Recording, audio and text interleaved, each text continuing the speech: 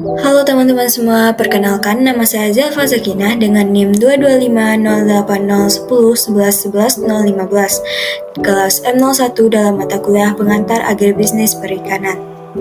Pada kesempatan kali ini kita akan membahas tentang kebijakan dan strategi pembangunan agribisnis perikanan. Pertama, agribisnis sebagai suatu sistem.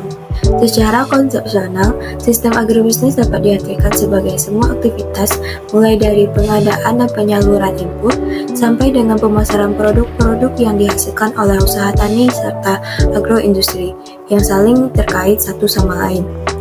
Sistem agribisnis merupakan suatu sistem yang terdiri dari berbagai subsistem, yaitu 1. Subsistem agribisnis atau agroindustri hulu yang meliputi pengadaan sarana produksi pertanian antara lain terdiri dari benih, bibit, makanan ternak, pupuk, obat pemberantas hama dan penyakit, lembaga kredit, bahan bakar, dan lain sebagainya.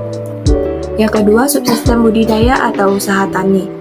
Usaha tani menghasilkan produk pertanian berupa bahan pangan, hasil perkebunan, buah-buahan, bunga, dan tanaman hias, hasil ternak, hewan, dan ikan. Yang ketiga, subsistem agribisnis atau agroindustri hilir, meliputi pengolahan dan pemasaran atau tata niaga produk pertanian dan olahannya. Dan yang terakhir, subsistem jasa layanan pendukung agribisnis atau kelembagaan, yaitu semua jenis kegiatan yang berfungsi untuk mendukung dan melayani serta mengembangkan kegiatan subsistem hulu, subsistem usaha tani, dan subsistem hilir. Peluang agribisnis. Dalam dunia pekerjaan, peluang agribisnis ini terbilang cukup tinggi karena sektor perikanan mempunyai peranan yang penting terutama dalam meningkatkan pendapatan dan taraf hidup nelayan, menghasilkan protein hewani dalam rangka memenuhi kebutuhan pangan dan gizi, meningkatkan ekspor, menyediakan bahan baku industri, memperluas lapangan kerja, serta mendukung pembangunan wilayah dengan tetap memperhatikan kelestarian dan fungsi lingkungan hidup. Dilihat dari segi permintaan, peluang agribisnis perikanan akan timbul karena beberapa hal seperti berikut ini. Yang pertama, dinamika pertumbuhan penduduk. Seiring dengan bertambahnya jumlah penduduk, tentu saja kebutuhan akan produk perikanan akan bertambah juga untuk memenuhi sumber protein, yang menyebabkan permintaan meningkat sehingga terbukanya peluang agribisnis. Yang kedua, ada pertumbuhan perkotaan. Semakin meningkatnya laju pertambahan jumlah populasi kawasan perkotaan, ketergantungan pasokan bahan pangan kepada kawasan pedesaan dan daerah pinggiran maupun dari aktivitas impor bakal cenderung menyulitkan kondisi perkotaan di masa depan, maka akan membuka peluang agribisnis di perkotaan. Yang ketiga ada industrialisasi. Suatu industri muncul karena mempergunakan hasil produksi budidaya sebagai bahan baku atau bahan bakunya akan dijadikan bahan baku untuk industri lain.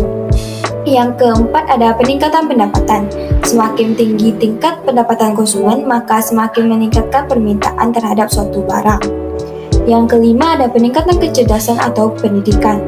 Untuk mendukung usaha agribisnis perikanan diperlukan sumber daya manusia yang memiliki pengetahuan keterampilan dalam bidang agribisnis melalui pendidikan yang diikutinya. Dari segi penawaran, peluang agribisnis dapat muncul karena 1. Transformasi struktural perikanan tradisional menjadi maju.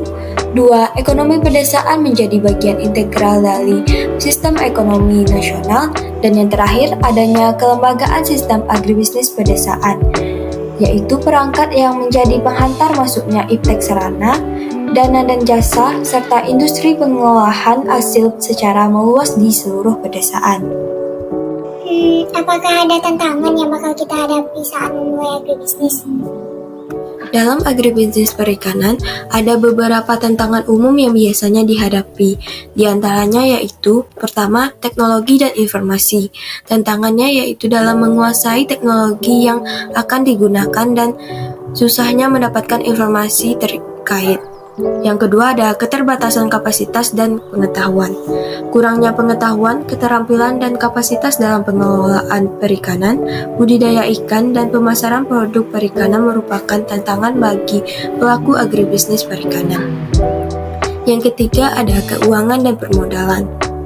Agribisnis perikanan membutuhkan investasi dalam infrastruktur, peralatan, dan modal kerja.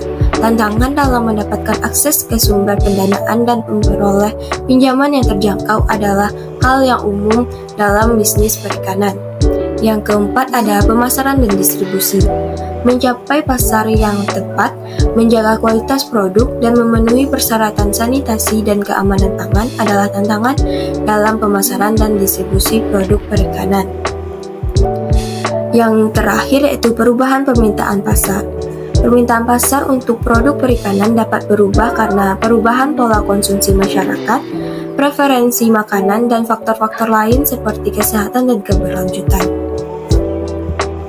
Oh iya, saya pernah dengar kalau agroindustri itu merupakan sektor terdepan. Wah, kenapa bisa jadi sektor terdepan? Mengapa agroindustri menjadi sektor terdepan? Yang pertama, agroindustri memiliki keterkaitan yang besar, baik itu ke hulu maupun ke hilir. Yang kedua, produk-produk agroindustri, terutama agroindustri pengolah, umumnya memiliki elastisitas permintaan akan pendapatan yang relatif tinggi. Yang ketiga, kegiatan agroindustri umumnya bersifat resource-based industry. Yang keempat, kegiatan agroindustri umumnya menggunakan input yang renewable sehingga keberlangsungan. Yang kelima, agroindustri merupakan sektor yang telah dan akan terus memberikan sumbangan yang besar bagi ekspor non-migas. Dan yang terakhir, agroindustri yang memiliki basis di pedesaan akan mengurangi kecenderungan perpindahan tenaga kerja yang berlebihan dari desa ke kota. Dalam agribisnis tentunya memerlukan input dan nantinya akan menghasilkan output. Yang pertama ada keterkaitan ke belakang atau backward linkage. Suatu industri menggunakan hasil produksi lainnya sebagai bahan bakunya. Terkaitan ke depan, forward linkage. Produksi suatu industri dipakai sebagai bahan baku oleh industri-industri lainnya. Selanjutnya, adanya kaitan konsumsi pendapatan rumah tangga. Yang pertama, kaitan konsumsi muncul melalui penggunaan nilai tambah, yaitu keuntungan dan upah kerja, untuk membeli barang-barang yang dihasilkan oleh berbagai industri pedesaan. Yang kedua, peningkatan permintaan sebagai akibat peningkatan pendapatan ini mendorong perkembangan industri-industri yang terkait melalui input-output maupun yang tidak terkait melalui input-output. Yang ketiga, kaitan antara berbagai industri konsumsi dan pendapatan ini disebut dengan efek dorongan. Nah, setelah pembahasannya sampai di sini, apakah ada yang bisa menjelaskan tentang kendala agribisnis perikanan? Kendala agribisnis perikanan antara lain yaitu yang pertama, usaha peningkatan produksi telah menyebabkan kemungkinan terjadinya masalah surplus produksi masa sekarang dan yang akan datang. Yang kedua, perkembangan globalisasi perekonomian. Yang ketiga, keterbatasan dalam ketersediaan sumber daya manusia. Yang keempat, keterbatasan teknologi. Yang kelima, infrastruktur dan kelembagaan.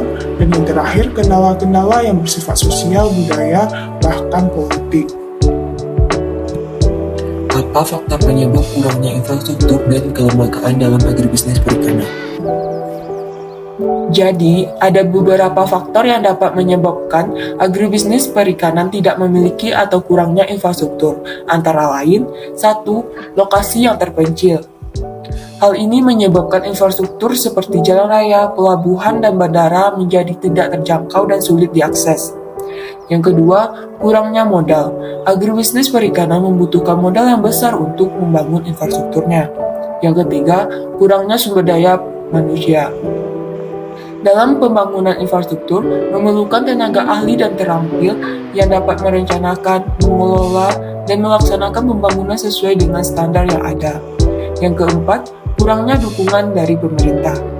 Pemerintah memiliki peran penting dalam pembangunan infrastruktur yang memadai untuk agribisnis perikanan.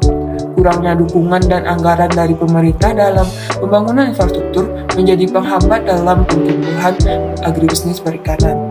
Dan yang terakhir, bencana alam. Bencana alam seperti banjir dan badai dapat menghancurkan infrastruktur yang telah dibangun dengan susah payahnya. Hal ini mungkin dapat menjadi faktor penyebab adanya kurangnya infrastruktur pada bidang agribisnis perikanan. Dalam mengatasi tantangan dan kendala agribisnis perikanan, apa kebijakan dan strategi yang dilakukan dalam pembangunan agribisnis perikanan ini? kebijakan dan strategi dalam pembangunan agribisnis perikanan. Yang pertama, penerapan ilmu pengetahuan dan teknologi dan manajemen profesional pada setiap mata rantai usaha bidang kelautan dan perikanan. Yang kedua, membangun dukungan kebijakan fiskal dan moneter yang kondusif. Yang ketiga, mengembangkan dan memperkuat jaringan ekonomi. Yang keempat, mengembangkan dan memperkuat sistem informasi kelautan dan perikanan. Yang kelima, mengembangkan sistem dan mekanisme hukum dan kelembagaan nasional dan internasional. Dan yang terakhir, memberdayakan sosial ekonomi masyarakat kelautan dan perikanan. Sekian pemaparan materi tentang kebijakan dan strategi pembangunan agribisnis perikanan.